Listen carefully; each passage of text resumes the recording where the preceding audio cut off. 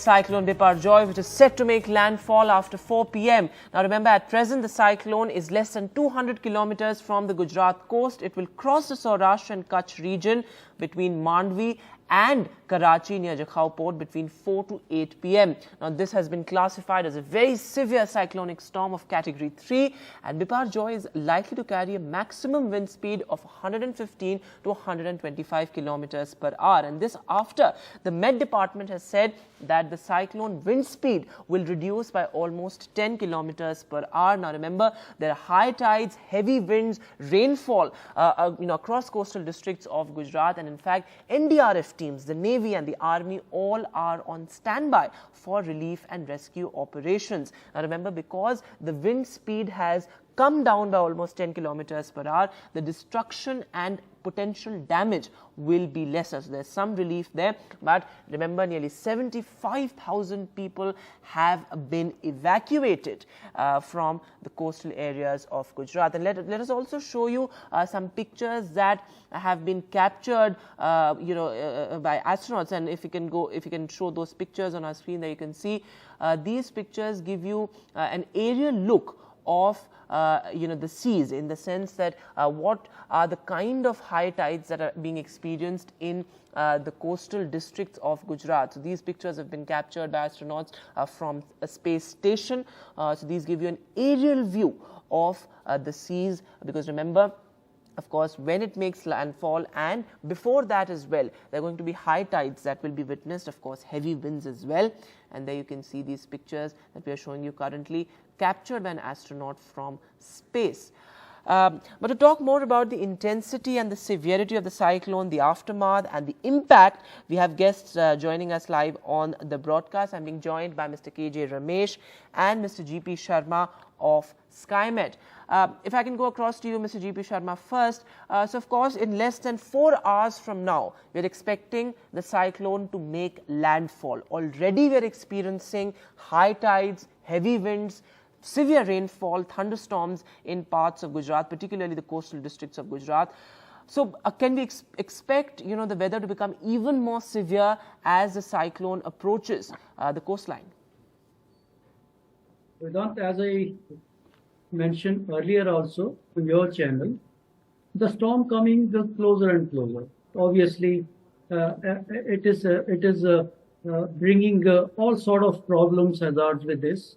It's in the final leg now, less than 200 kilometers also, as you mentioned, and threat perception remains same, or maybe you can say as it comes closer to the coast, on account of various factors, it is more than earlier, because though the wind speed has dropped, it dropped in the inner ring of the storm, but as I mentioned earlier, as it comes closer to the coast, a lot of other factors, storm starts battling many other factors, be it frictional forces, be it the gustiness will increase because of the terrain.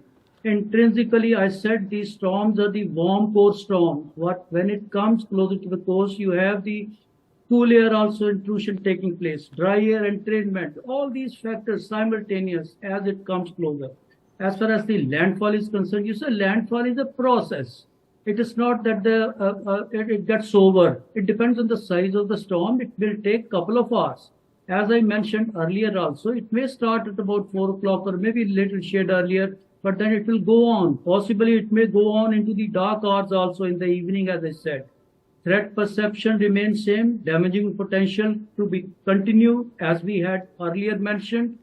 Wind speed, though we said about 120 kilometers per hour, gustiness, in any case, it may touch anything 20, 30, 40 kilometers more than what the mean speed otherwise is. So all these are hazards connected with the cyclonic storm, and particularly when it makes a landfall, it's a very difficult thing at that point of time. Okay, so we go to the utmost caution. As it is, I think preparation has been there. A lot of measures have been taken. All contingencies have been considered. We have to just wait now that when it starts making landfall, and then after that, what we do, the rescue operations we carry. Yes. Right. Dr. K.J. Ramesh, come in on this, because now, remember, the big worry also is that it's likely to cause destruction and damage as well.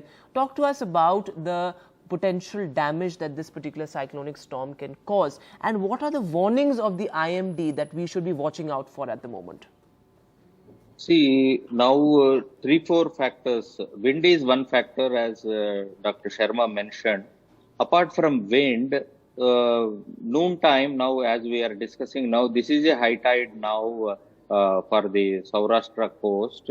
Up to 7 to 8 meters of tidal impact will be there. So low-lying areas, even with light rain already happening. So a lot of high tide associated seawater penetration in low-lying areas, particularly to the north of Nalia and south of Mandvi in the Gulf of Kachchh. So that wave action will continue even after high tide is over. Wave action will continue because system is coming closer to the coast, and then rainfall will increase. Maybe in hours time, rainfall, high intensity precipitation will start around Nalia and Jakhau in an hour's time. So rainfall is going to start, and winds definitely all across. Even when the system is over the sea, 100 kilometers to 150 kilometers, you will experience wind speeds of 60 to 80 kilometers per hour on the coastline when the rainfall starts in about hour or 2 hours time. So already only ports are the main infrastructure, and vulnerable people who are living in Kachchh houses, tiled roofs and tin roofs, mud walls. So they have already been evacuated, and then damage would be to some of the port infrastructure and power and communication lines. That will be the main concern on the coastline of Saurashtra coast of Gujarat.